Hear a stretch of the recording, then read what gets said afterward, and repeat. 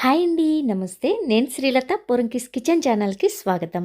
ఈ సీజన్‌కి పండు మిరపకాయలు చక్కగా నిగనిగలాడుతూ వచ్చేసాయి కదండీ! పండు మిరపకాయతో టమాటో కలిపి పచ్చడి, నిలవ పచ్చడి చూపించబోతున్నాను. చాలా బావుంటుందండి. సంవత్సరం పాటు చెక్కు చెదరకుండా నిలవ ఉంటుంది ఈ పచ్చడైతే. రుచి అద్భుతంగా ఉంటుంది. రైస్‌లోకి వేడి వేడి అన్నంలో కొంచెం నెయ్యి వేసుకొని తింటే చాలా బావుంటుంది. పక్కా కొలతలతో 3 కిలోల పండుమిర్చి టమాటా పచ్చడి నేను పట్టి చూపిస్తున్నాను. ఇదే విధంగా మీరు కరెక్ట్‌గా గనక ఫాలో అయితే మీరు కూడా ఇలాగే మీరు ప్రిపేర్ చేసుకొని 1 ఇయర్ ఎంజాయ్ చేయగలరు. మరెక్కడ స్కిప్ చేయకుండా ఈ వీడియోని చివరి వరకు చూడండి. దీనికోసం నేను టమాటోలు ఇక్కడ చూడండి గట్టిగా ఉండాలి. పండుని పట్టుకుంటే గట్టిగా ఉండాలి. అలా అని పండి ఉండాలి. బాగా పండిన టమాటాలు తీసుకోవాలి. గట్టిగా కూడా ఉండాలనమాట. బాగా గుర్తుపెట్టుకోండి. నిగనిగలాడుతూ ఇలా ఫ్రెష్‌గా ఉన్న టమాటాలు తీసుకోవాలి. నేనైతే మన టెర్రస్ గార్డెన్‌లో వచ్చిన ఈ టమాటోలతోనే పచ్చడి పడుతున్నానండి. గట్టిగా చక్కగా నిగనిగలాడుతున్నాయిగా చూసారు కదా! ఈ టమాటోలని నేను ఇక్కడ 2 కిలోలు తీసుకుంటున్నాను. చూడండి 2 కిలోల టమాటోలు తీసుకుంటున్నాను. కరెక్ట్‌గా 2 కిలోలు. అలాగే దీనికి కొలతకి చింతపండు చెప్తున్నానండి. పైన పెంకులు, పీచులు ఏమీ లేకుండా శుభ్రం చేసుకున్న చింతపండు 250 గ్రామ్స్ తీసుకోవాలి. 2 కిలోల టమాటోలకి 1 కిలో పండు మిర్చికి మనం తీసుకునే చింతపండు కొలత 250 గ్రామ్స్. వెల్లుల్లి కూడా అంతేనండి. 250 గ్రామ్స్ పొట్టు వలిసిన వెల్లుల్లి రెబ్బలు 250 గ్రామ్స్ తీసుకున్నాను. పండు మిర్చి 1 కిలో తీసుకుంటున్నాను. అంటే 1 కిలో పండు మిర్చి, 2 కిలోల టమాటోలు వీటికి కొలతకి మనం వెల్లుల్లి రెబ్బలు 250 గ్రామ్స్ తీసుకున్నాం. చింతపండు కూడా 250 గ్రామ్స్ తీసుకున్నాం. అలాగే ఎండలో పెట్టిన కల్లుప్పు కరెక్ట్‌గా 300 గ్రాములు తీసుకున్నామండి. 300 గ్రామ్స్ పడుతుంది. ఆవాలొచ్చి నేను ఇక్కడ చూడండి మీరు కరెక్ట్‌గా 50 గ్రామ్స్ తీసుకుంటున్నాను. ఆవాలు 50 గ్రామ్స్ ఉంటే సరిపోతుందనమాట మన కొలతకి. ఇవన్నీ కరెక్ట్ మెజర్‌మెంట్స్. అలాగే మెంతులు కూడా ఒక 50 గ్రాములు తీసుకుంటున్నానండి. ఈ మెంతులు, ఆవాలు మాత్రం చక్కగా సిమ్‌లో దోరగా వేయించుకోవాలి. ఇప్పుడు చూడండి టమాటోలు, పండు మిర్చి బాగా కడిగి పొడి క్లాత్‌తో తుడిచి మార్నింగ్ నీరెండలో ఒక్క 15 నిమిషాలు పెట్టానండి. ఆ ఎండకి ఇంకా ఎక్కడైనా తడి ఉంటే పోతుందని. నేను శుభ్రంగా కడిగిన తర్వాత మాత్రమే పండు మిర్చి తొడిమలనేవి తీసేసాను. ఇప్పుడు టమాటోలు పైన తొడిమ కొంచెం దూరంగానే తొడిమని తీస్తున్నానండి. ఆ లోపల గట్టిగా ఉండే తొడిమ భాగము అస్సలు ఉడకదు. మనం మటన్ అయినా ఉడికించుకోవచ్చు కానీ ఆ గట్టిగా ఉండే తొడిమ భాగం మాత్రం మంచిది కాదండి. హెల్త్‌కి కూడా మంచిది కాదు. అందుకని కొంచెం దూరంగానే తొడిమని ఎక్కువగా తీసేస్తున్నాను నేను. ఇలా ఒక్కొక్క టమాటోని 4 ముక్కలుగా కట్ చేసుకుంటే సరిపోతుంది. చూసారా టమాటోలైతే నేను అన్నీ కట్ చేసేసాను. ఇలా ఈ విధంగా 2 కిలోల టమాటోలు బాగా శుభ్రం చేసి పొడిగుడ్డతో తుడుచుకొని ఇలా తరిగి పెట్టుకోవాలి. ఇప్పుడు పండుమిరపకాయలు చూడండి. పండుమిరపకాయలు కూడా అంతేనండి. చక్కగా ఒక కాయని 3, 4 ముక్కలుగా కట్ చేసుకుంటే సరిపోతుంది. నేను వీటిని కూడా శుభ్రంగా కడిగి పొడి క్లాత్‌తో తుడిచిన తర్వాత తొడిమని తీసేసాను. తొడిమ తీసిన తర్వాత కూడా మళ్ళీ ఒకసారి తొడిమ భాగంలో తుడిచాననమాట. ఇలా ముక్కలు ఒక కాయ తీసుకొని 4 లేదా 3 ముక్కలు కట్ చేసుకొని రెడీ పెట్టేసుకోవాలి. ఇప్పుడు టమాటోలు, పండుమిర్చి కట్ చేసేసాం కదా! ఇప్పుడు స్టవ్ ఆన్ చేసి వెడల్పుగా ఉన్న ప్యాన్ పెట్టుకోవాలి. ఆ ప్యాన్‌లోకి నేను జస్ట్ 2 స్పూన్ల ఆయిల్ వేసుకున్నాను. 2 స్పూన్ల ఆయిల్ వేసుకున్నాక 2 కేజీల టమాటో ముక్కలు వేసేస్తున్నాను. మీడియం ఫ్లేమ్‌లో ఉంచుకొని చక్కగా మధ్యలో కలుపుకుంటూ ఈ టమాటోల్ని బాగా ఉడికించాలండి. సుమారుగా 40 నిమిషాల పైన పడుతుంది. ఈ టమాటోలు ఇలా కొంచెం ఉడుకు పట్టిన తర్వాత మనం చింతపండు 250 గ్రామ్స్ వేసుకోవాలి. ఫస్ట్ అయితే ఇలా మధ్యలో కలుపుకుంటూ ఉడికించుకోవాలి. చూడండి ఇక్కడ ఒక 5 నిమిషాలు ఉడికించిన తర్వాత టమాటోలు కాస్త మగ్గాయనమాట. ఇప్పుడు మనం చింతపండు 250 గ్రామ్స్ ఇలా కొంచెం విడివిడిగా వేసేసుకోవాలి. చింతపండు రెబ్బల్ని ఇలా విడివిడిగా చేసుకొని పీచులు, పెంకులు ఏం లేకుండా శుభ్రం చేసుకొని వీలుంటే ఒక 5, 10 నిమిషాలు ఎండలో పెట్టుకుంటే ఇంకా మంచిది. ఇప్పుడు ఈ చింతపండు అంతా ఇలా వేసేసిన తర్వాత ఒక్కసారి గరిటెతో ఇలా కలుపుకొని మళ్ళీ మొత్తం కలిపేసేసి ఇలా కలుపుకుంటూనే ఉండాలండి. మధ్యలో కలుపుకుంటూనే ఓపికగా ఉడికించుకోవాలి. సుమారుగా ఎంత టైం పడుతుందంటే 40 నిమిషాలు పడుతుంది. 2 కిలోల టమాటాలు కదా! 40, 45 నిమిషాలు ఖచ్చితంగా పడుతుంది. ఇప్పుడు చూడండి టమాటోలు చాలా దగ్గరగా అయిపోయాయి. టమాటోల్లో మనం వేసిన చింతపండు అన్నీ కలిపి చక్కగా గుజ్జులాగా అయిపోయింది. ఈ కన్సిస్టెన్సీలో ఇంకా మనం 1, 2 సార్లు బాగా ఇలా మిక్స్ చేసుకుని స్టవ్ ఆఫ్ చేసేసుకోవచ్చండి. ఇలా ఉన్న ఈ గుజ్జు ఆరిన తర్వాత ఇంకొంచెం గట్టిపడుతుంది. మనకి టమాటో లోపల వరకు ఉడికిపోయింది, క్లియర్గా తెలుస్తుంది.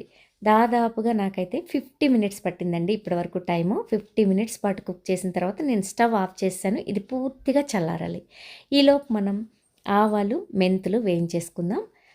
ప్యాన్లో స్టవ్ ఆన్ చేసి మీడియం ఫ్లేమ్లో పెట్టుకొని ముందు మెంతులు, తర్వాత ఆవాలు వేస్తున్నాను. లేదంటే మెంతులు కాస్త వేగినాకైనా ఆవాలు వేసుకోవచ్చు. ఇప్పుడు ఇవన్నీ కూడా చక్కగా దగ్గరే ఉండి వేయించుకోవాలి. కమ్మని వాసన వచ్చే వరకు వేయించుకోవాలి. చక్కగా కలర్ కూడా చేంజ్ అవుతాయి అన్నమాట. ఇలా వేగిన తర్వాత చల్లారనిచ్చి పొడి పట్టుకొని రెడీగా ఉండాలి. ఇప్పుడు చూడండి, మెంతులు అయితే చక్కగా వేగిపోయాయి, పక్కకు పెట్టేస్తున్నాను. ఇప్పుడు చూడండి, అన్నీ కూడా చల్లారిపోయాయి. టమాటోలు చల్లారిపోయాయి, మెంతులు ఆవాలు కూడా చల్లారాయి. నేను కల్లుప్పు ఒక అర్ధగంట సేపు ఎండలో పెట్టి తీసుకొచ్చానండి. నేను మెజర్మెంట్కి ఇక్కడ కల్లుప్పు చూపిస్తున్నాను. మీరు మామూలు ఉప్పు వేసుకుంటే కాస్త సాల్ట్ ఎక్కువైపోతుంది. నేను కల్లుప్పు మెజర్మెంట్కి చెప్తున్నాను. ఇప్పుడు ఒక మిక్సర్ జార్ తీసుకొని మనం తీసుకున్న 250 గ్రామ్స్ వెల్లుల్లి నుంచి ఒక గుప్పుడు వెల్లుల్లి, ఒక గుప్పుడు ఉప్పు, కల్లుప్పు, అలాగే ఈ టమాటా పేస్ట్ వేసుకొని మెత్తగా పేస్ట్ లాగా పట్టుకోవాలి.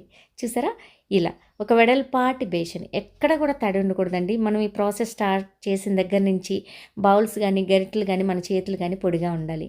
ఇలాగే ఇప్పుడు కొంచెం ఉప్పు, వెల్లుల్లి రెబ్బలు, కొన్ని పండుమిరపకాయ ముక్కలు వేసుకొని మళ్ళీ కొంచెం మెత్తగా పట్టుకొని వేసేసుకోవాలి. కొంచెం పలుకు ఉండేలాగా, మరీ మెత్తగా కాదు, ఇక్కడ నేను చూపించిన విధంగా కొంచెం మెత్తగా పట్టుకోవాలన్నమాట. ఇలా ఒకసారి టమాటోతో, ఒకసారి పండుమిరపకాయలతో, వెల్లుల్లి రెబ్బలు, కల్లుప్పు కలుపుకుంటూ చక్కగా మిక్సీలో మెత్తగా పట్టుకొని ఈ బేషన్లో వేసేసుకోవాలి. నేను చెప్పాను కదండి, ఎక్కడ కూడా తడి లేకుండా చూసుకోండి. మనం మిక్సర్ జార్ కూడా ఒక అర్ధగంట సేపు ఎండలో పెట్టిన తర్వాత ఈ ప్రాసెస్ స్టార్ట్ చేయండి. చేతికి ఎక్కడ తడి లేకుండా చూసుకోండి, గరిటెలకు కూడా ఎక్కడ తడి లేకుండా చూసుకోండి. ఇలా చేస్తే కనుక ఈ పచ్చడి సంవత్సరానికి పైనే నిల్వ ఉంటుందండి. చాలా బాగుంటుంది. రైస్లోకి, టిఫిన్స్లోకి మనం చాలా బాగా ఎంజాయ్ చేయొచ్చు అనమాట. కమ్మని టేస్ట్తో టమాటో పండుమిర్చి పచ్చడి రెడీ అయిపోతుంది. ఇలా లేయర్స్గా ఒకసారి పండుమిర్చి, ఒకసారి టమాటో మొత్తం పట్టాలి. అలాగే మనం వేయించి పెట్టుకున్న మెంతులు, ఆవాలు కూడా మెత్తటి పౌడర్ చేసుకొని రెడీ పెట్టుకోవాలి. ఇప్పుడు మనం పౌడర్ చేసుకున్న ఈ మెంతులు, ఆవాలు మొత్తం పౌడర్ అందులో వేసేసేయాలి. వేసేసి బాగా కలుపుకోవాలన్నమాట. అయితే మనం ఇలా తయారు చేసిన ఈ పచ్చడిని ఇలాగే నిలవ పెట్టుకోవచ్చండి. ఒక జార్లో పెట్టుకొని చక్కగా పైన క్లాత్ కట్టేసి ఉంచుకుంటే కూడా 1 ఇయర్ ఉంటుంది. అయితే నేనైతే మొత్తానికి తాలింపు వేసేస్తున్నాను. మా వాళ్ళందరికీ కావాలి కాబట్టి నేను తాలింపు మొత్తం పచ్చడికి వేసేసుకుంటున్నాను. మీరైతే కావాలనుకుంటే పక్కకి పెట్టుకొని, కావాలంటే ఫ్రిడ్జ్లో పెట్టుకొని, మీకు కావాల్సినప్పుడు కొంచెం కొంచెం తీసుకొని కూడా తాలింపు వేసుకోవచ్చు. నేనైతే ఇలా బాగా మిక్స్ చేసుకున్న ఈ పచ్చళ్ళలోకి తాలింపు కోసం ఏఎస్ బ్రాండ్ పప్పు నూనె వాడుతున్నానండి. నేను ఎప్పుడు ఏ పచ్చళ్ళకని వాడతాను కాబట్టి చూపిస్తున్నాను. ఇదిగోండి, వేరుశెనగ పప్పు నూనె వాడుతున్నాను. మనం 3 కిలోలు తీసుకున్నాం కదండి. 1 కిలో పండుమిర్చి, 2 కిలోల టమాటోలు తీసుకున్నాం. 3 కిలోలకి కిలో ఆయిల్ ఖచ్చితంగా పడుతుంది. గుర్తుపెట్టుకోండి. ఈ మెజర్మెంట్ మీద మీకు కావాలంటే కిలో పచ్చడి కూడా చేసుకోవచ్చు. దీనిలో హాఫ్ చేసుకుంటూ పచ్చడి చేసుకోవచ్చు. ఇప్పుడు ఈ ఆయిల్ కాస్త వేడవనిచ్చి దీనిలోకి ఒక 3-4 స్పూన్ల ఆవాలు వేశాను. అలాగే ఒక 10 ఎండుమిర్చి చిన్న ముక్కలుగా కట్ చేసి వేశాను. తాలింపులోకి ఇంతకు మించి నేనేం వేయనండి. మనం పప్పులు వేసుకున్నాం అనుకోండి, పచ్చడి మనం బాగా మాగిన కొద్దీ ఈ పప్పుల్లోకి ఉప్పు అన్నీ వెళ్ళిపోయి నాకు నచ్చదనమాట. అందుకని నేను పప్పులు ఏం వేయట్లేదు.